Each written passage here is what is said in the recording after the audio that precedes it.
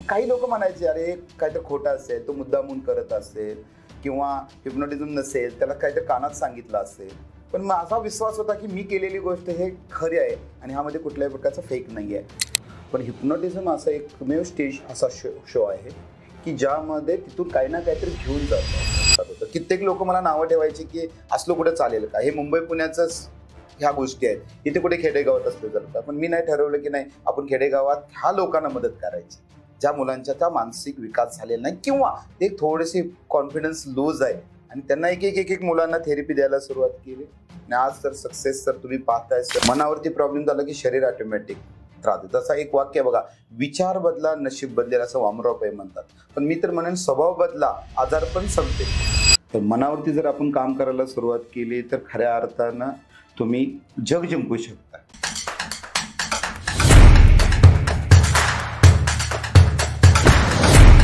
नमस्कार, भारी लोक या आपल्या मराठी पॉडकास्ट चॅनलमध्ये आपल्या सगळ्यांचं स्वागत. आपण अनेक भारी व्यक्तिमत्व या मंचावरती आमंत्रित करत असतो आणि ही भारी लोक खरं तर त्यांच्या कर्तव्यानं, त्यांच्या कार्यक्षमतेनं किंवा त्यांच्या कर्तृत्वानं किंवा त्यांच्यात असणाऱ्या स्किल्समुळे ही भारी असतात. सर्वसामान्य कुटुंबातून आलेली ही भारी व्यक्तिमत्व स्वतःचं आयुष्य भारी बनवतात आणि स्वतःचं आयुष्य भारी बनवत असताना अनेक लोकांचं आयुष्य भारी बनवायला भारी ठरत असतात. आजही आपल्याला असंच एक भारी व्यक्तिमत्व लाभलेलं आहे आणि आज आपल्याकडं गेस्ट म्हणून जे काही आजचे स्पीकर आहेत ते आहेत डॉक्टर जयानंद नलावडे. जयानंद नलावडे हे सांगली जिल्ह्यातील तुंग या गावचे आहेत आणि आष्टा इथे त्यांचं कार्यभार चालतो. त्या कार्यक्षेत्र आष्ट्यामध्ये त्यांचं आहे. खऱ्या अर्थानं सांगली जिल्ह्यात खूप नावाजलेलं असं हे व्यक्तिमत्व आहे. अनेक पुरस्कार, महाराष्ट्र रत्न पुरस्कारानं सन्मानित केलं गेलेलं हे व्यक्तिमत्व आज आपल्याला गेस्ट म्हणून लाभलेलं आहे. हिप्नॉसिस म्हणजे संमोहनशास्त्र या विषयाचा सखोल अभ्यास असणारे आणि या विषयाच्या माध्यमातून अनेक लोकांचं शारीरिक आणि मनोशारीरिक असणारे असे काही व्याधी दूर करण्याचं काम त्यांनी केलं आणि या संमोहनशास्त्राच्या आधारे अनेक लोकांना त्यांच्या आयुष्यात जगण्याची नवी उमेद निर्माण करणारं हे व्यक्तिमत्व. मला खात्री आहे की या पॉडकास्टच्या माध्यमातून अनेक लोकांच्या आयुष्यात सुद्धा नवी उमेद निर्माण करतील. चला तर स्वागत करूयात आज आपण डॉक्टर जयानंद नलावडे यांचं. नमस्कार डॉक्टर साहेब, नमस्कार, वेलकम. नमस्कार. नमस्ते सर. थोडक्यात आज तुमचा प्रोफाईल, तुमच्याबद्दलची माहिती तुम्ही स्वतः सांगावी. तुमचा प्रोफाईल थोडक्यात सांगावा. अगदी अगदी अगदी प्रथमतः तुम्हा सर्वांना नमस्कार आणि नवीन वर्षाच्या हार्दिक शुभेच्छा. तसं बघितलं तर माझा जन्म एका खेडेगावात झाला. माझं गाव आहे तुंग, सांगली जिल्ह्यातला मिरज तालुक्यातलं एक सर्वसामान्य 7-8 लोकसंख्येचं गाव. त्या गावामध्ये ज्यावेळेला मी शिक्षणाला सुरुवात केली त्यावेळेला हे डोक्यातच नव्हतं की हिप्नोटिझम हा शब्दच आम्हाला माहीत नव्हता. इवन मी तर म्हणेन की माझं ज्यावेळेला ग्रॅज्युएशन व्हायच्या अगोदर 2 वर्ष एका गावामध्ये आमच्या मंडळाचा एक कार्यक्रम, माझ्याच मंडळाचा एक कार्यक्रम होता, गणेश मंडळ. ते कार्यक्रमामध्ये एका व्यक्तीला मी बोलवलं होतं. तो व्यक्ती हिप्नोटिझमचं स्टेज शो घ्यायचा. पण त्याला हिप्नोटिझम म्हणजे काय, ते एक चित्र होतं की त्याचा असा हात असायचा. त्यात बरेचदा संमोहनाबद्दल अनेक गैरसमज आहेत. म्हणजे सुरुवातीच्या काळामध्ये मलाही माहित आहे की या टूलचं चांगल्या गोष्टींसाठी वापर करण्याऐवजी किंवा वापर होतो हे माहिती असताना सुद्धा याच्याबद्दलची निगेटिव्हिटी आजही समाजामध्ये प्रचंड आहे. सो अशा अनेक मिथ्स आहेत संमोहनाबद्दल, त्याच्याबद्दल तुम्ही काय सांगाल? ॲक्च्युली आता मिथ्स, आपण कुठल्याही गोष्टीचा ज्यावेळेला अभ्यास कमी असतो त्यावेळेला अशा प्रकारच्या काही गोष्टी तयार होत असतात. कारण मार्केटला हिप्नोटिझम सेक्टर माहीतच नव्हतं. तर पॉझिटिव्हपेक्षा निगेटिव्ह गोष्टी जास्त पसरल्या जातात. कारण ॲक्च्युली याचा अभ्यासच काही कित्येक लोकांना आहे. काय आहे हिप्नोटिझम हेच ना. एक तर वर्ड्स हिप्नोटिझम हा तर शब्द हा नवीनच होता त्यावेळेला. हिप्नोटिझम करणे म्हणजे हेच लोकांना माहीत नव्हतं. कारण भारतात प्रचलित असलेला वर्ड म्हणजे मोहिनी विद्या, संमोहन विद्या. अगदी राईट. हा अमेरिकेत ॲक्च्युली आपल्या भारतातच याचा जन्म झाला हिप्नोटिझमचा, संमोहनाचा. पण तो आपल्यामध्ये एवढ्या मोठ्या प्रमाणात नाही आहे झालं. त्यावेळेला फॉरेनमध्ये जाऊन परत त्यानंतर आपल्याकडे आला तो शब्द. तर त्यावेळेला हिप्नोटिझम हा वर्ड्स इतका लोकांना अननोन होता आणि त्या काळामध्ये मग चांगल्याऐवजी वाईट गोष्टींचा विचार सुरू होता की हिप्नोटिझम करणे, लोकांना चोरी करणे, लुटणे, हिप्नोटिझम करून लोकांना खून करायला लावणे. ऍक्च्युली यामध्ये काही तथ्य नाही. पुढच्या माणसाची सहमती असल्याशिवाय आपण जगातला कुठलाही हिप्नोटिझम करू शकत नाहीये. हा पहिला मुद्दा आहे. कारण तो म्हणत असेल माझ्यावर सर तुम्ही हिप्नोटिझम करा, संमोहन करा, तरच आपण त्यावरती करू शकतो, अन्यथा कुणीही करू शकत नाहीये. आणि चोरी करणे किंवा हे गोष्ट, हे जे काही पेपरला आपण आजपर्यंत वाचलं, वर्तमान पेपरमध्ये, न्यूज पेपरमध्ये, ह्या सगळ्या गोष्टी, ह्यामध्ये ते त्या व्यक्तीनं आपल्या चुका दडवण्यासाठी आपण म्हणू थोडक्यात की हिप्नोटिझमचा सहारा घेतला होता, की माझ्यावर हिप्नोटिझम केलं आणि मग ही चोरी केली. असं कधीही होऊ शकत नाही सर. कारण हे मनाचा खेळ आहे. दोन मन आहेत, एक बाह्य मन आहे, एक अंतर्मन आहे, ज्याला कॉन्शियस माइंड म्हणतो, आणि दुसऱ्याला सबकॉन्शियस माइंड म्हणतो. तर सबकॉन्शियस माइंडला ओपन करायचं आहे आणि कॉन्शियस माइंडला तात्पुरतं झोपवायचं आहे. बाह्य मनाला तात्पुरती निद्रा देऊन अंतर्मनावरती ज्यावेळेला आपण काम करतो त्याला अंतर्मन इतकं सुंदररित्या काम करू लागतं की त्याचा तो बिलीफ सिस्टीम तयार होतो. थोडक्यात मला सांगायचं आहे सर, मी ज्या वातावरणात वाढलो किंवा कुठलाही व्यक्ती ज्या वातावरणात वाढला, समजा माझा जन्म तुंग सारख्या गावामध्ये झाला, मला जर उचललं असतं तिथून आणि पुण्यामध्ये मला आणून सोडलं असतं, त्यावेळेला मी ह्या स्वभावाचा असतो का? पुण्याहून मला कदाचित तिथनं उचलून मुंबईमध्ये ठेवलं असतं तर मी ह्या स्वभावाचा असतो का? आणि मग मी अमेरिकेत ठेवलं असतं तर मी आता असतो का? म्हणजे वातावरणानुसार माझे माइंडसेट होत असतो. हा बिलीफ सिस्टीम आहे ना, तो कसा आहे, त्या बिलीफ सिस्टीम मुळे आपलं जीवन तयार होतं. आता बिलीफ सिस्टीम बदलणे म्हणजे संमोहन करणे माझ्या मते. म्हणजे एखाद्या व्यक्तीचं व्यक्तिमत्व जे बनतं त्या व्यक्तिमत्वालाच आपण बिलीफ म्हणत असतो. बरोबर ना? कारण जसा बिलीफ आहे तसंच ते व्यक्तिमत्व आपण म्हणतो. आणि संमोहनशास्त्र हे त्या बिलीफवरती काम करतं आणि त्या बिलीफला आपल्याला संमोहनशास्त्राच्या माध्यमातून बदलता येतं. संमोहनशास्त्रामध्ये पुन्हा दोन पार्ट आहेत, जसं की स्टेज हिप्नॉसिस आपण म्हणतो आणि हिप्नोथेरपी म्हणतो. हे दोन्ही वेगवेगळे भाग आहेत. सो स्टेज हिप्नॉसिसचे तुम्ही अनेक प्रोग्राम घेत असता किंवा आजही नवरात्र असेल, गणेशोत्सव असेल, यावेळेला तुमचे प्रोग्राम होतात. तर स्टेज हिप्नॉसिसबद्दल थोडीशी माहिती सांगा की त्यात काय प्रोसेस असते आणि ते हिप्नॉसिस केल्यानंतर मास हिप्नॉसिस आपण करतो. अनेक लोकांना स्टेजवरती हिप्नोटाईज करून वेगवेगळ्या ॲक्टिव्हिटीज करायला लावल्या जातात. त्यातले काही आश्चर्यचकित करणारे असे काही किस्से असतात. तर तुमच्या आजपर्यंत अनेक ठिकाणी स्टेज हिप्नॉटिझमचे प्रोग्राम होत असतात.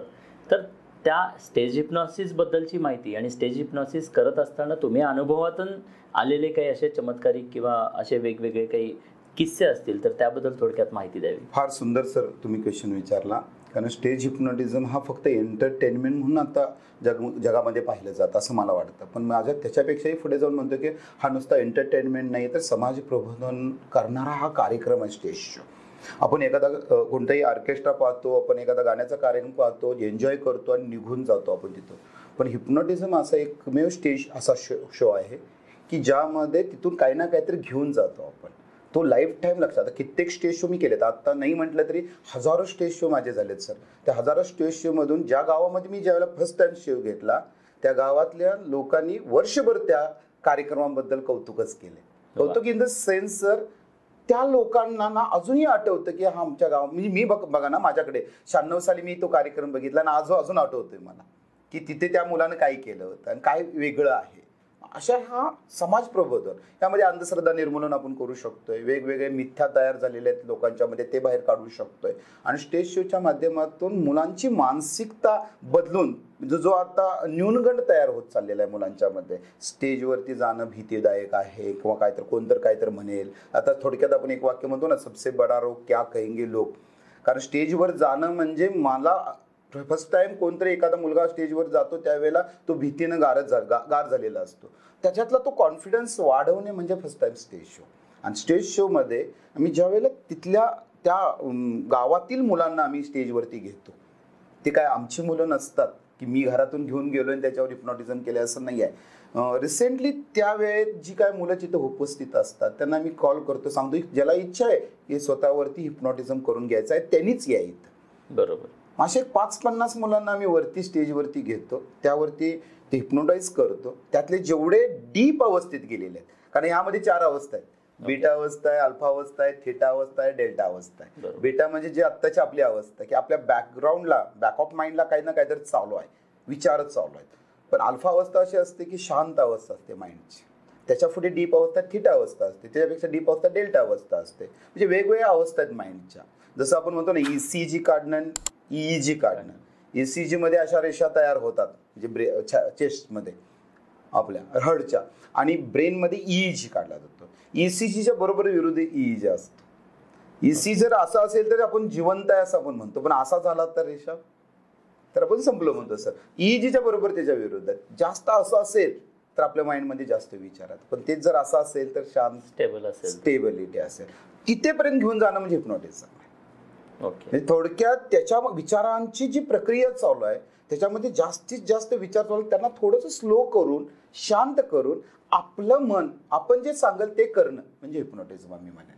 मग स्टेजवरती अशा काही मुलांना घेऊन एक 5 ते 10 मिनिटांमध्ये हिप्नोटाइज केलं जातं, आणि त्यानंतर त्यामध्ये अनबिलिव्हेबल गोष्टी, अशा ज्या गोष्टी आपल्याला शक्य नाही असं वाटतं. तर थोडक्यात सर मी कुणालाही म्हटलं की ती एक हिरवी मिरची आहे आणि तुम्ही खा तुम्ही सांगितलं, तुम्ही खाल का सर? नाही खाणार. नाही खाणार. कारण का?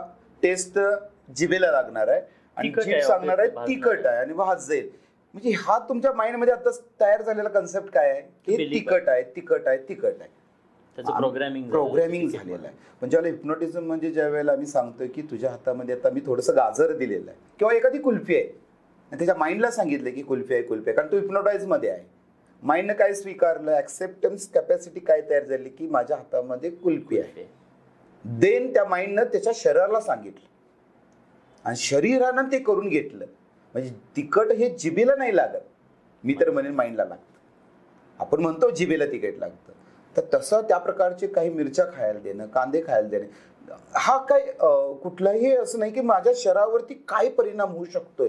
आणि मी ज्या रोजच्या जीवनामध्ये जगत असताना ह्या गोष्टीचा आपला बिलीफ तयार झालाय, भीती तयार झाल्या, ते मोडणं ते स्टेजवरती दाखवलं जातं. दुसरा कन्सेप्ट आहे की मुलांना एका चेअरवरती झोपवलं जातं, त्याची बॉडी स्टील बॉडी केली जाते आणि त्याच्या पोटावरती एखाद्या व्यक्तीला त्याच्याच वजन एवढा जर उभा केला जातं. आता सायन्स काय सांगतं सर, हे शक्य नाहीये. का? तर कुठलीही आपल्यापेक्षा वजनापेक्षा जादा गोष्ट जर आपण आपल्या शरीरावर ठेवत असेल तर ते शरीर नुकसानीत जाण्याची शक्यता असते. मग ज्यामध्ये पोटाची प्रॉब्लेम किंवा आपले जे बोन्स आहेत ते ब्रेक होण्याची शक्यता आहे. पण त्याच्या माइंडची एवढी ताकद वाढवली जाते की माइंडने त्याच्या बॉडीला सांगितलं की तू स्टील आहेस. मग त्यावेळेला त्याच्या पोटावरती ज्यावेळेला व्यक्ती उभा केली जाते तर त्यावेळेला तो पिलू शकतोय. हे हिप्नोटिझम म्हणजे एखादी गोष्ट आपल्याला माहीत नाही त्या गोष्टी सुद्धा ती व्यक्ती करू शकते. अगदी रिसेंटली जर तुम्हाला सांगायचं म्हटलं सुई आरपार होत, आता आपण इंजेक्शन घ्यायला जायचं म्हटलं तर भीती वाटते, बरोबर. पण त्या मुलाला एखाद्याला हातातून आरपार सुई काढली जाते. हा दाखवण्यासाठी फक्त नाही कार्यक्रम, पण मनाची ताकद पण वाढणार आहे. यामधून मग हिप्नोथेरपीकडे वळूया आपण. याच्यामध्ये अजून एक भाग आहे तो म्हणजे पास्ट लाईफ रिग्रेशन. बरेचदा हिप्नोटिझमचे स्टेज शो करत असताना मीही अनेक स्टेज शो केलेले आहेत. गुड. पास्ट लाईफमध्ये नेलं जातं, तर ते पास्ट लाईफमध्ये ज्या काही गोष्टी विचारल्या जातात, बरेचदा तुम्ही कोण होता, कुठे जन्माला आलात, त्याबद्दलच्या काही केस स्टडीज किंवा काही अभ्यास तुमचा? सर फार सुंदर. पास्ट लाईफ रिग्रेशन नाही, मला आता तुम्हाला ह्याबद्दल बोलायचं म्हटलं तर आपण पास्ट लाईफमध्ये आपण पण नव्हतो, म्हणजे आपल्याला माहित नाही. जुन्यातल्या जर पास्ट लाईफ खऱ्या अर्थानं जर बघितलं तर मागच्या जन्म आपण लोक म्हणतात, मागचाच जन्म. आता ह्यामध्ये 2 गोष्टी आपण करूया. मी एका गावामध्ये स्टेज शो तुंगमध्येच केला होता फर्स्ट स्टेज. त्यामध्ये काही मुलांना केलं होतं आणि त्या मुलांना विचारलं की तुझा मृत्यू कसा झाला. पण त्या व्यक्तीने त्या मुलांना सांगितले की मला बैलानं मारलं, मी नदीकडून येत होतो आणि बैल फुडून आला आणि माझ्या पोटामध्ये त्या बैलानं शिंग मारलं आणि त्यात मी मेलो. नाव विचारलं तर नाव त्या व्यक्तीनं अमुक अमुक अमुक सांगितलं. दुसऱ्या दिवशी मी सहज, ते गाव जवळच होतं आमच्या तुंग गावापासून, त्यावेळेला मी सहज त्या गावात आमचे रिलेटिव्ह होते, मी त्यांना फोन लावला की अशी व्यक्ती तुमच्या गावात होती का. तर ह्या मुलाचा आणि त्या गावाचा काही संबंध नाही आहे, ना त्याच्या फॅमिलीचा संबंध ना कुठल्याही गोष्टीचा संबंध. तो म्हणलं होती. त्याचा मृत्यू कसा झाला मी जस्ट विचारलं तर त्यानं सांगितलं की असं बैलानं मारलं. बघा आता हे किती सत्य आहे किती असत्य आहे मला ह्याबद्दल वाद नाही करायचा, कारण का पास्ट लाईफ आहे का नाही हा नंतरचा प्रश्न आहे. पण मी जी गोष्ट माझ्या माध्यमातून झालेली घडलेली गोष्ट मी तुम्हाला सांगू शकतो. मग आता ह्या जन्मातले सुद्धा बिलीफ लहानपणी तयार होतात, ते सुद्धा आपण तसेच ठेवत असतो. आता एक तर 2 स्टोरी तर आपण मस्तपैकी ऐकू आपण. की एक गडिंग्लजची मुलगी, अगदी लग्न झालं होतं, 22-23 वर्षाची मुलगी, अचानक तिला त्रास व्हायला लागला. त्रास कशामुळे व्हायला लागला तर लग्न झाल्यानंतर एक 8-10 दिवसानंतर तिच्या मिस्टरांनी, पतीनं तिरुपतीला जायचं आहे आणि तिरुपतीला जाण्यासाठी त्याने रेल्वेची 2 तिकीट घेऊन आला आणि मिसेसला एक सरप्राईज दिलं सुरुवातीला की आता आपल्याला तिरुपतीला जायचं आहे, देवाचं दर्शन घ्यायचं आहे, मस्त फिरायचं आहे, त्या साऊथला जायचं आहे. मग त्यावेळेला रेल्वेचं तिकीट त्या मुलीच्या हातात पडता क्षणी ते खाली बसले. तिला दरदरून घाम फुटला. ह्याला समजे ना की असं का व्हायला लागलंय. तिला परत विचारलं काय झालं. काय नाही, मला कळत नाही, पण मला घाम येतोय असं तिने विचारलं. एक दिवस निघून गेला. दुसऱ्या दिवशी परत हा विचार काढला की आपल्याला जायचं आहे तिरुपतीला आणि तू काय काय विचार केला. परत तिला त्रास सुरू झाला. मग तिच्यामध्ये टेम्परेचर वाढायला लागलं, फिवर यायला लागला. शेजारच्या दवाखान्यात दाखवलं, डॉक्टरांनी काही मेडिसिन्स दिले, त्यावरती ती बरी वाटली. परत 2 दिवसानंतर हाच विषय काढला की परत त्रास सुरू व्हायला लागला. परत एका डॉक्टरांच्याकडनं दुसऱ्याकडून तिकडे तिसऱ्या डॉक्टरकडे. एका डॉक्टरने सांगितलं की हिला सायकॅट्रिस्टकडे दाखवा. आता नवीन लग्न झालंय, सायकॅट्रिस्ट बद्दल आपल्याला माहीतच आहे सर ऑलरेडी की त्याबद्दल किती गैरसमज पण आहे आणि लोकांना भीती पण आहे. पण त्या व्यक्तीनं माझं कुठेतरी नाव ऐकलं होतं. त्यांनी मला फोन केला आणि म्हणले या पाहूया आपण. ते आले आणि मी ज्यावेळी त्यांच्याबरोबर चर्चा केली त्या मुलीबरोबर, त्या कपल बरोबर, त्याला मुलीला काहीच माहीत नाही कशामुळे होतंय काय होतंय. पण रेल्वेचं तिकीट पाहिल्यानंतर, म्हणजे ट्रेनचं जे तिकीट आहे ते पाहिल्यानंतर तिला भीती वाटायची. बट तिकीटमध्ये काय प्रॉब्लेम होता का, तिकीटमध्येही नव्हता. काय झालं होतं, त्यावेळेला मी तिला फास्ट लाईफमध्ये नेलं. Fast life in the sense काय, ज्या वयात जे आहे तिच्यापेक्षा लहान करणं थोडं. म्हणजे थोडक्यात कालचा दिवस हा आपल्यासाठी पास्ट लाईफ आहे. हा यस, हां एकदम अगदी करेक्ट. मग तिला लहान करायला सुरुवात केली. ती 23 वर्षाची होती. तिला थोडंसं हिप्नोटाईज केलं, 22 वर्षाची केली. आता इथे हिप्नोटाईज आणि हिप्नोथेरपी हा 2 शब्द येतात का. बरेच वेळेला विचार करतो की हिप्नोटायझम हा टोटली प्रोसेस आहे. हिप्नोटाईज करणं म्हणजे फक्त स्टेजवरती मी दाखवणारी गोष्टी. हिप्नोथेरपी करणं म्हणजे हिप्नोटिझममध्ये जाऊन त्याच्यावरती माइंडवरती उपचार करणं ही हिप्नोथेरपी आहे. तर तिच्यावर सुरू केलं. 22, 23, 21, 20, 19 असे लहान लहान करत गेले. आणि एक्झॅक्टली ती 8 वर्षाची ज्यावेळेला होती ती, आणि 8 वर्षाची असताना ती एकदम ओरडली. मी म्हणलं काय आठवते तुला. तर ते म्हणले की माझ्या पुढे रेल्वेचा ॲक्सिडेंट झाला आहे. म्हणलं काय काय कुठे आहेस. तर म्हणले एका पिक्चर पाहायला लागल्या. कोण कोण आहे. माझ्या लेफ्ट साईडला पप्पा आहेत, राईट साईडला मम्मी आहे. मग काय पाहतेस. तर तिनं सांगितलं की एक मूव्ही चालू आहे एका पडद्यावरती. त्या मूव्हीमध्ये एक सीन होता की एक रेल्वे एका ट्रॅकवरून ते दुसरी रेल्वे येते आणि दोघांचा ॲक्सिडेंट होतोय आणि ती रेल्वे खाली नदीमध्ये पडते. त्या वयामध्ये त्या मुलीच्या डोक्यामध्ये रेल्वेत बसल्यानंतर ॲक्सिडेंट होतोय ही हा कन्सेप्ट तिच्या माइंडमध्ये त्यानं ती बिलीफ तयार केला होता. आता बघा ना, ही गोष्ट 8 वर्षाची असताना झालेली घटना आहे. पण 23 वर्षापर्यंत तिला माहित नव्हतं का भीती वाटते. फक्त रेल्वेचं किंवा ट्रेनचं जे एखादं तिकीट पाहिलं किंवा ट्रेनबद्दलचं कुठलीही गोष्ट पाहिली की त्याला ती भीती आतून यायची.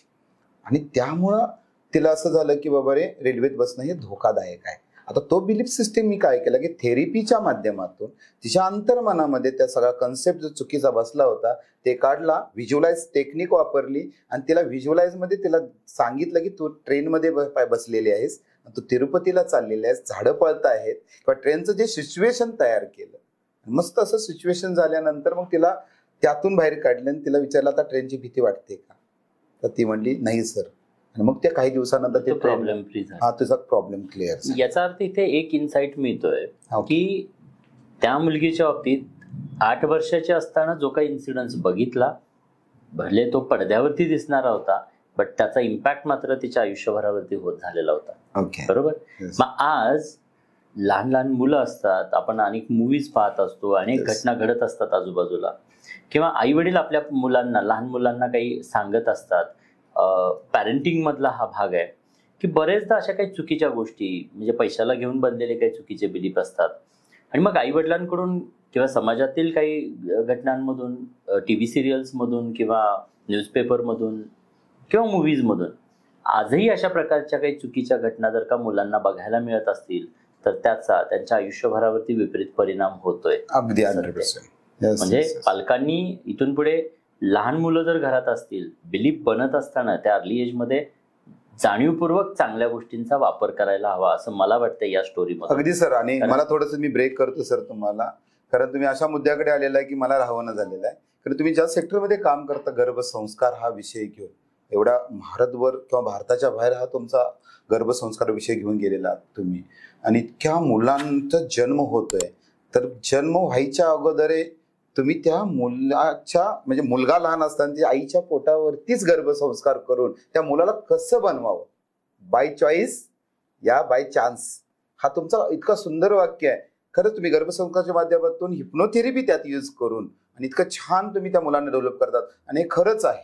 आज मी तर म्हणेन की सगळ्यांनी हे मान्य केलं पाहिजे की पोटामध्ये संस्काराला सुरुवात होणं गरजेचं आहे. आणि त्यामध्ये हिप्नोथेरपीचा जर यूज केला किंवा संमोहन शास्त्र जर त्या मुलांच्या वरती, त्या आई मातेवरती किंवा त्या एखाद्या पित्यावरती जर वापरलं तर लहानपणापासून जडणघडण जे होणार आहे मुलांच्या मध्ये ते अति सुंदर होऊन उद्याचा छत्रपती शिवाजी महाराज होण्यास कोणी थांबवू शकत नाहीये सर. बिलीफ सिस्टीम महत्वाची असते आणि बिलीफमध्येच जसं गर्भात वाढत असतानाच त्या आई वडिलांची बिलीफ, म्हणजे उदाहरणार्थ गर्भसंस्कारांमध्ये सुद्धा प्रेग्नन्सी प्लॅनिंग पासून याची सुरुवात होते. 16 संस्कारांचं जेव्हा आपण बोलतो त्यातला पहिला संस्कार येतो तो बीजसंस्कार. म्हणजे काय, शारीरिक दृष्ट्या आई वडील चांगले असले पाहिजेत, पण फक्त शारीरिक दृष्ट्याच नाही तर शरीराबरोबर अंतर्गत त्यांचं व्यक्तिमत्व, अंतर्गत मानसिक, भावनिक, बौद्धिक दृष्ट्या सुद्धा आई वडिलांची जडणघडण चांगली असेल तर त्या बाळावरती परिणाम होतो. आणि त्याचाच वापर आम्ही गर्भसंस्कारांमध्ये मी करतोय.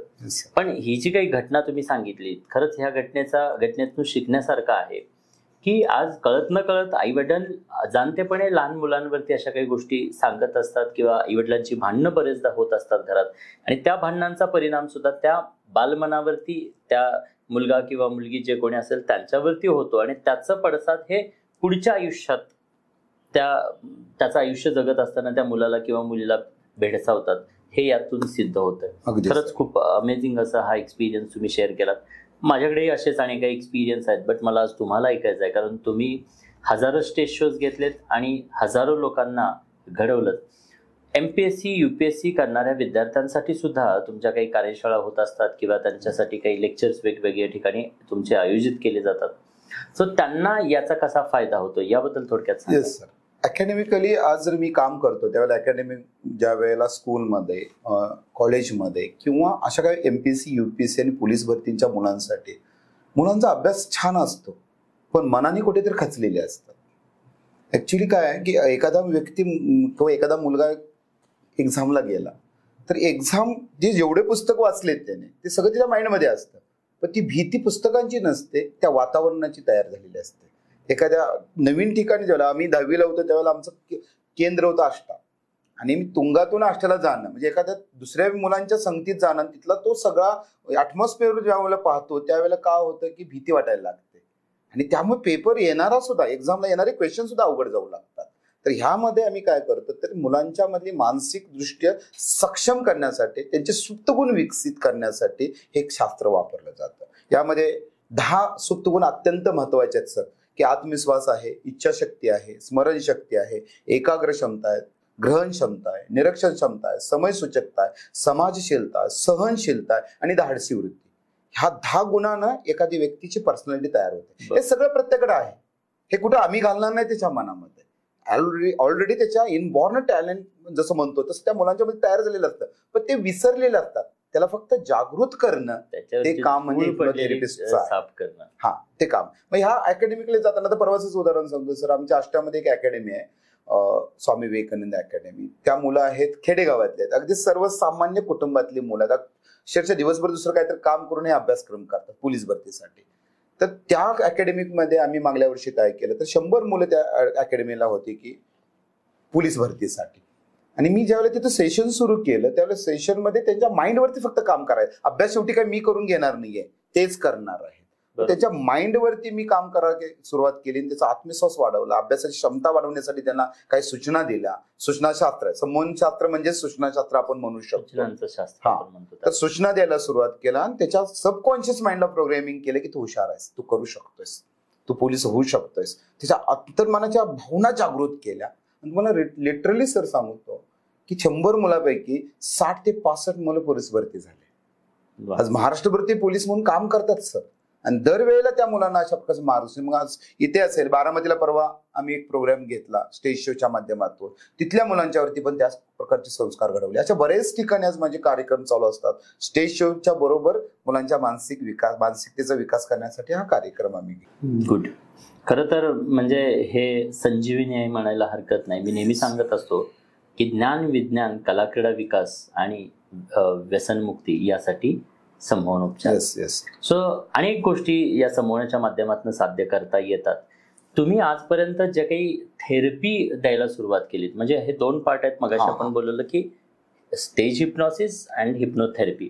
सो स्टेज हिप्नॉसिस तुम्ही कशी सुरुवात केली त्याच्याबद्दल सांगितलं, बट स्टेज हिप्नॉसिस पासून संमोहनशास्त्र किंवा संमोहनाची थेरपी देण्याकडे तुम्ही कसा वळलात आणि ते करत असताना तुम्ही काय त्याच्याबद्दलचं ज्ञान तुमच्याकडे कसं आलं? Yes sir.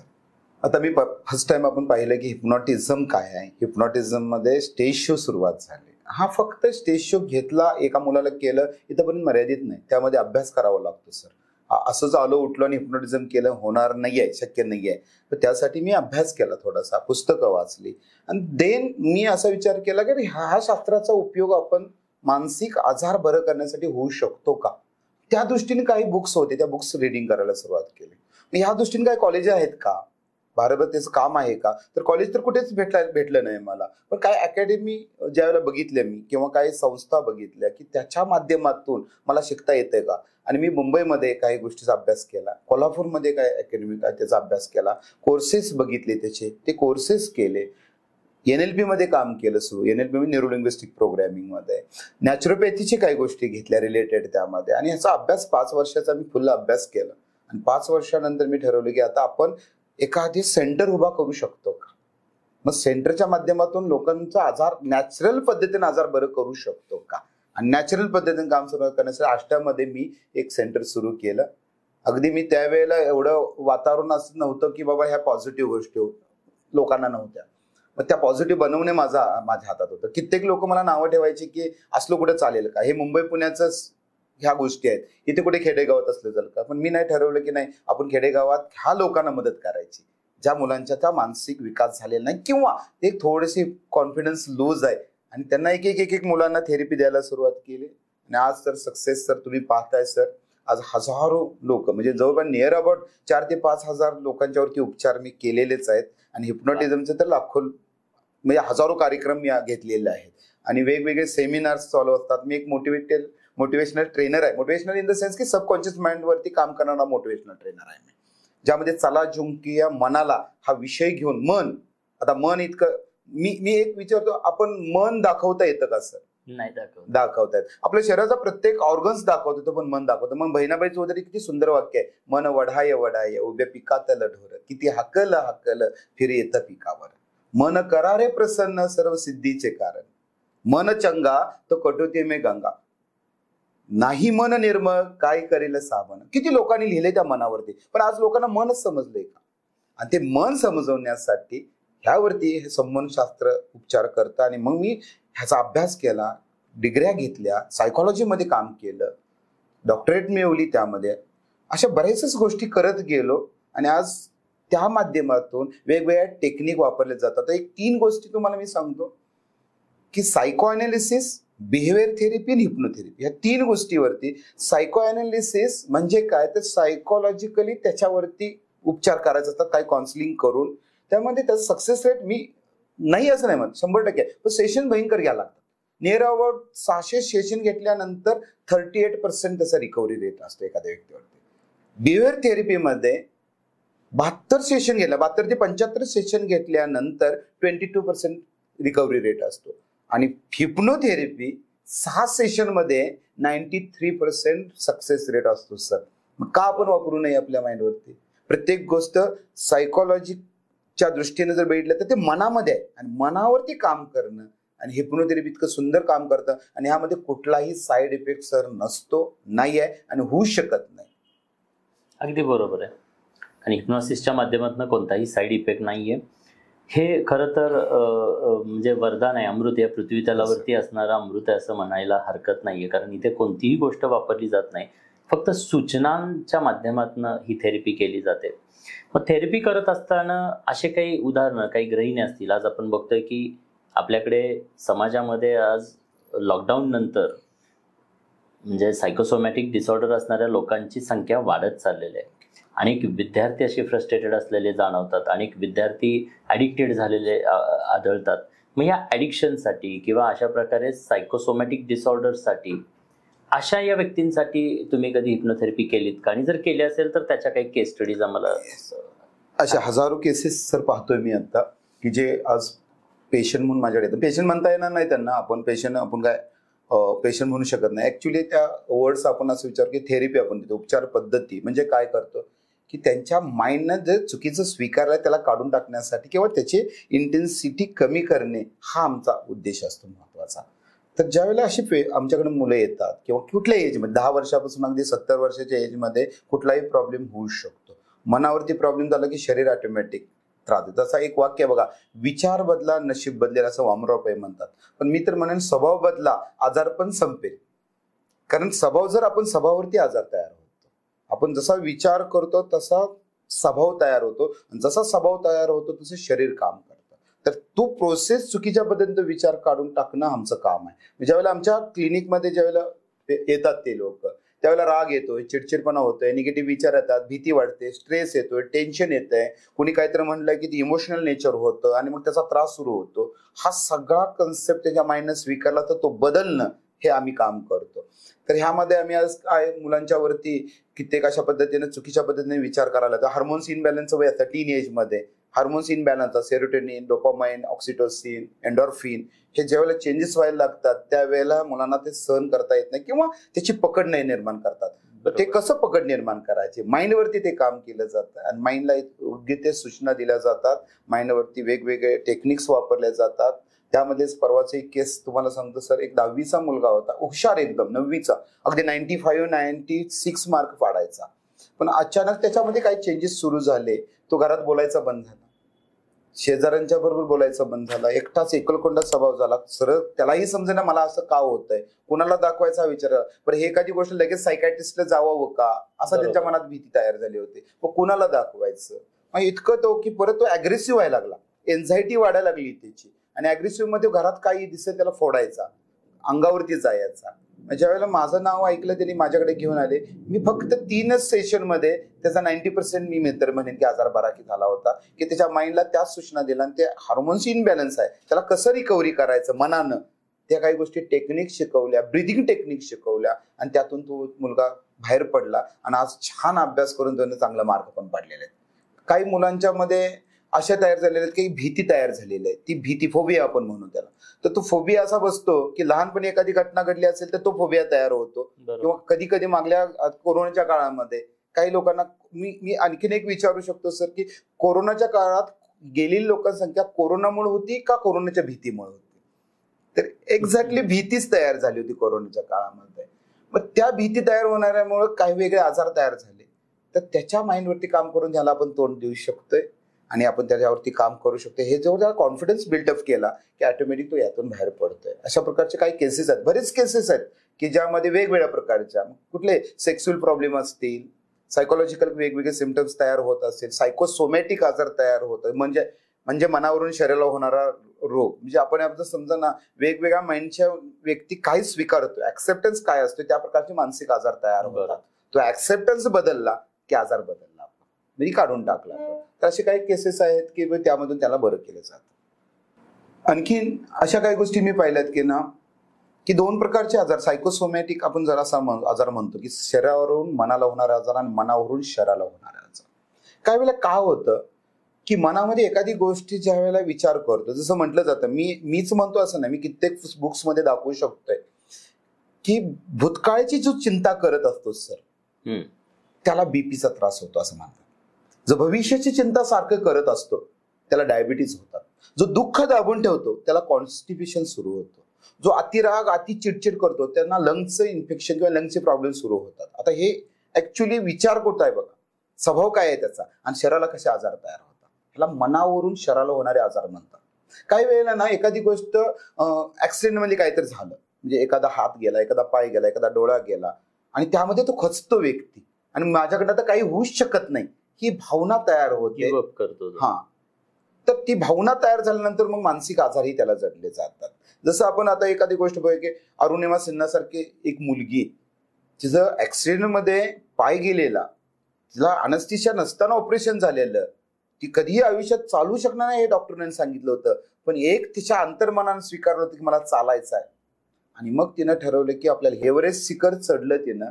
तर विचार करा की ती मनाची ताकद आहे आणि प्रत्येक गोष्टीत जर आपण माइंड पॉवर जर वापरत असेल, कुठलीही गोष्ट माइंडनं पॉझिटिव्ह विचार करत असेल तर हे आजार का बरे होऊ शकणार नाही? आजार 100% गोळीच प्रत्येक वेळेला खायला पाहिजे का प्रत्येक आजाराला?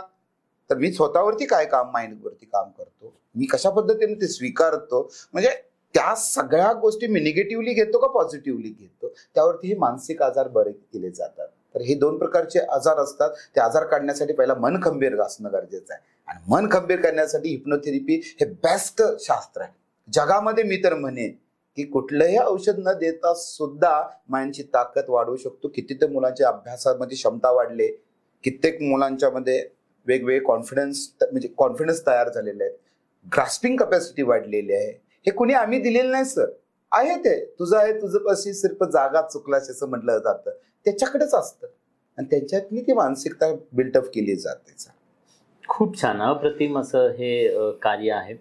आजकाल जी काही पिढी बिघडत चाललेली आहे, त्या बिघडत असणाऱ्या वातावरणात घडवण्याचं साठी म्हणून हे टूल वापरलं गेलं पाहिजे. अनेक क्षेत्रासाठी याचा वापर करता येतो आणि अनेक पद्धतीनं लोकांना आपल्याला घडवता येऊ शकतं. तुम्ही खूप मोठ्या प्रमाणात हे काम करताय आणि खूप चांगलं कार्य तळागाळातल्या खेडोपाड्यातल्या प्रत्येक विद्यार्थ्यांसाठी, गृहिणींसाठी या पद्धतीने हे कार्य सुरू केलेलं आहे. खरंच खूप सुंदर आहे. जाता आता शेवटचे काही प्रश्न विचारेन की या शास्त्रात जसं की वेगवेगळ्या गोष्टींसाठी आपण हे करतो, व्यसनमुक्ती, कारण व्यसनाधीनता आपल्याला वाढलेली बघायला मिळते, त्या व्यसनमुक्तीसाठी या शास्त्राचा तुम्ही कसा वापर केलात आणि वापर करून अशा काही केस स्टडीज तुमच्या की आज ड्रग्ज ॲडिक्टेड असतील, अल्कोहोल ॲडिक्टेड असतील किंवा स्मोकिंग रिलेटेड काही समस्या असतील, तर ह्या आजच्या पिढीला व्यसनातून मुक्त करण्यासाठी या शास्त्राचा कसा फायदा होईल? सर, आता सांगण्याचं दुर्दैव असं वाटतं की आज लहान मुलांना सुद्धा व्यसनाची सवय लागलेली आहे. अगदी 12 वर्षाचा मुलगा, 8वी-9वीचा मुलगा सुद्धा व्यसनाच्या आहारी चालले. मी पाहिलेले पेशंट कित्येक सर. मग आता हे व्यसन बरं करणं कसं बरं केलं तर फक्त औषधानं बरं होणार आहे का व्यसन? कारण व्यसन असं म्हटलं जातं की पहिला मनानं व्यसन बरं करायची इच्छा असेल तरच तो व्यसन बाहेर काढू शकतो, अन्यथा नाही काढू शकत. मग आता मनाचं काय शास्त्र आहे की त्याच्या माइंडवरती व्यसनाबद्दलची जे काही विचार तयार झालेले आहेत, कशामुळे लागलेले आहेत. एक तर काही मुलं मजेत व्यसनाला लागलेले आहेत, काही मुलं कोणाच्या संगतीमुळे व्यसनाला लागलेले आहेत, काही मुलं स्ट्रेस टेन्शन घेतल्यामुळे व्यसनाला लागले. म्हणजे वेगवेगळे टाइप्स आहेत. तर त्याचे ते कारण काढणे महत्वाचे आहे. बेसिक कारण त्याचं आपल्याला सापडलं, एखाद्या हिप्नोथेरपिस्टला किंवा सायकोथेरपिस्टला जर याचं कारण सापडलं आणि त्याच्या माइंडवरती जर प्रोग्रॅमिंग करत गेलो तर त्या गोष्टी शक्य होतात. मी कित्येक लोकांची व्यसनं सोडलेली आहेत. जसं आता आपण पाहू, मी शिराळ्याला काम करतो. शिराळ्यामध्ये यशवंत हॉस्पिटल, डॉक्टर राजाराम पाटलांचं हॉस्पिटल फार मोठं हॉस्पिटल आहे, व्यसनमुक्ती केंद्र आहे, रिहॅब आहे. तर मी तिथल्या वरचे जेवढे व्यसनमुक्तीचे सेशन सगळे मी घेतो सर. तर दर आठवड्यातून 2 ते 3 दिवस मी तिथं असतो. त्या प्रत्येक अगदी 12 वर्षापासून म्हणजे 15 वर्षापासून जी काही व्यसनाला लागलेले आहेत ते अगदी 70 वर्षापर्यंत तिथे आहेत. तर तिथे आम्ही सेशन घेतो सर. प्रॅक्टिकली मेडिसिन देऊन तर काम करतातच, पण आम्ही त्याबरोबर मी काम करतो, त्यांच्या माइंडवरती काम करतो. इतकं सुंदर आता तिथे लोकांना रिझल्ट आलेले आहेत की इतकं छान की 100% आम्ही गॅरंटी दिली की बाबा रे तुम्ही या रिहॅबला माइंडवरती पण काम करा आणि शरीरावरती पण काम करा, तुमचे व्यसनमुक्त होऊ शकते. माझ्या क्लिनिकच्या माध्यमातून काही फक्त आत्ताच लागलेली काही व्यसनं असतील लोकांना आणि त्यांना त्याच्यावरती आम्ही काही काम केलंय, तर त्यामध्ये आपण हिप्नोथेरपीच्या माध्यमातून ते व्यसन पण आम्ही बंद केलेलं आहे.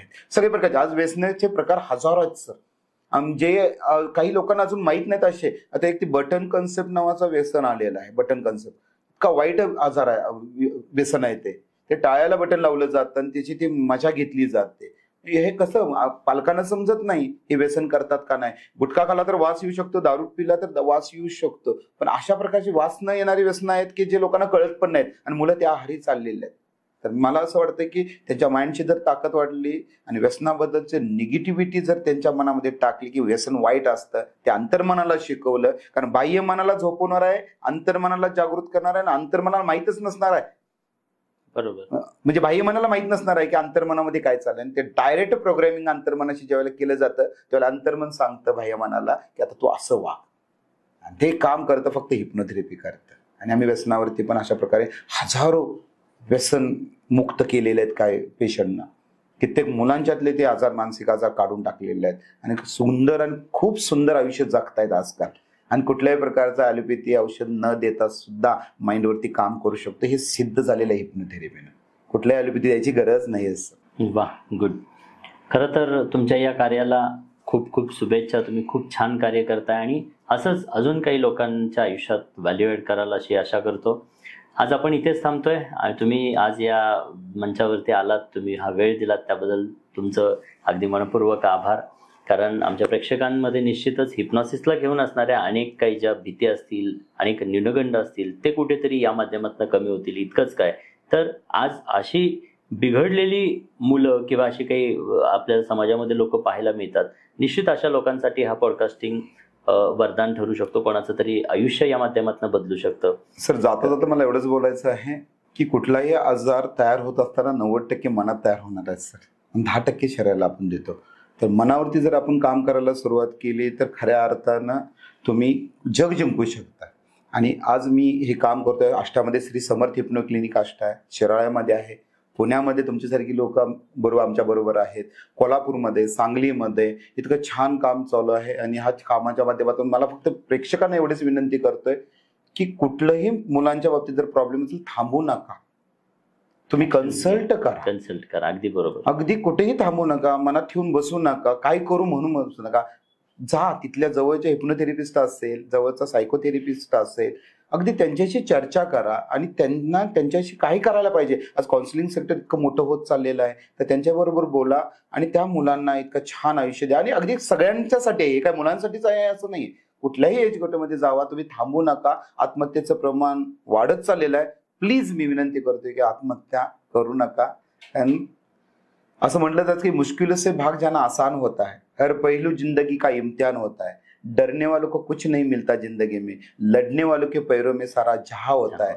आणि तो तुमच्यापर्यंत यावा एवढीच मी विनंती करतोय. Thank you so much. खरंच खूप सुंदर असं मार्गदर्शन मला वाटतं की या माध्यमातून लोकांपर्यंत पोहोचतंय. आयुष्य खूप सुंदर आहे आणि त्या सुंदर आयुष्याकडे बघण्याचा सुंदर दृष्टिकोन हिप्नोथेरपीच्या माध्यमातून आपल्याला अचीव करता येऊ शकतो, असं डॉक्टर जयानंद नलवडेने आपल्याला सांगितलं. खऱ्या अर्थानं असं म्हटलं जातं की मनानं हरलेली माणसं रणात जिंकू शकत नाहीत आणि मनानं जिंकलेला माणूस रणात कधी हरू शकत नाही. सो चला जिंकूया मनाला. या प्रकारचा जो काही कार्यक्रम ते घेतात, या कार्यक्रमाच्या माध्यमातून सुद्धा प्रबोधन करण्याचं काम डॉक्टर जयानंद नलवडे करत आलेले आहेत. आणि अनेक गावाकडं, खेडेगावाकडं असणाऱ्या खेड्यापाड्यातल्या अशा अनेक मनानं हरलेल्या लोकांना पुन्हा नवीन जगण्याची दिशा देण्याचं काम डॉक्टर जयानंद नलवडे करतायत. खरंच खूप उत्कृष्ट काम तुम्ही करताय आणि तुमच्या इथून पुढच्या कार्यासाठी शुभेच्छा देतोय आणि इथेच थांबूयात. Thank you so much. खऱ्या अर्थानं या पॉडकास्टमधून तुम्हाला जर काही घ्यायचं असेल तर मनाच्या रिलेटेडचं, मनाचं सामर्थ्य स्वतःच्या आयुष्यात वापरा आणि स्वतःचं आयुष्य उज्ज्वल करा. एवढी एक गोष्ट खूप घेण्यासारखी आहे. गिव्हअप करण्यापेक्षा कोणाला तरी कन्सल्ट करा. People are there to listen you. लोक तुम्हाला ऐकण्यासाठी बसलेले आहेत. तुम्ही कोणाशी जेव्हा शेअर कराल, खरंच त्याचं सोल्युशन तुम्हाला भेटू शकतं. असं म्हटलं जातं की प्रत्येक प्रॉब्लेमला एक उत्तर असतं, एक सोल्युशन असतं. पण प्रॉब्लेम कोणापर्यंत तरी तो पोचवला पाहिजे, सांगितला पाहिजे. आणि जर तुम्ही बोललात तर निश्चित मला वाटतं की आत्महत्यासारखा पर्याय आपल्याजवळ राहणार नाहीये आणि उत्कृष्ट आणि सुंदर आयुष्य माणूस पुन्हा जगू शकतो. त्यामुळे अशा कोणत्याही व्यक्तीला जर अडचणी असतील तर जरूर त्यांनी डॉक्टर जयानंद नलवडेंना संपर्क करावा. आणि मला वाटतं की यस, तुमचं आयुष्य सुखकर बनायला निश्चित मदत करू शकतील. सो स्पीक, बोला, बाहेर पडा. मानसिक दडपणांचं हे ओझं घेऊन आयुष्याचा प्रवास करणं खूप अवघड होतं आणि त्यामुळेच मग कुठेतरी आयुष्य संपवण्याची वेळ येते. त्यामुळे वेळेतच जागे व्हा. कन्सल्ट करत असताना, अशा प्रकारचे इश्यूज असताना ते दाबून न ठेवता लोकांपर्यंत पोचा आणि वेळीच या अशा प्रकारच्या इश्यूजना आळा घाला आणि आयुष्य सुंदरपणे जगा. Thank you so much. भेटूयात पुन्हा अशाच भारी लोकांबरोबर. भारी व्यक्तिमत्व, या भारी लोक या चॅनलवरती येत असणार आहेत. त्यामुळे आताच चॅनलला सबस्क्राईब करा आणि तुम्हाला जर आजचा हा विषय खूप आवडला असेल तर तुमचे मित्रमंडळी यांच्यापर्यंत किंवा गरजू लोकांपर्यंत हा विषय शेअर करा. Thank you so much. भेटूयात पुढच्या एपिसोडमध्ये. तोपर्यंत प्रणाम.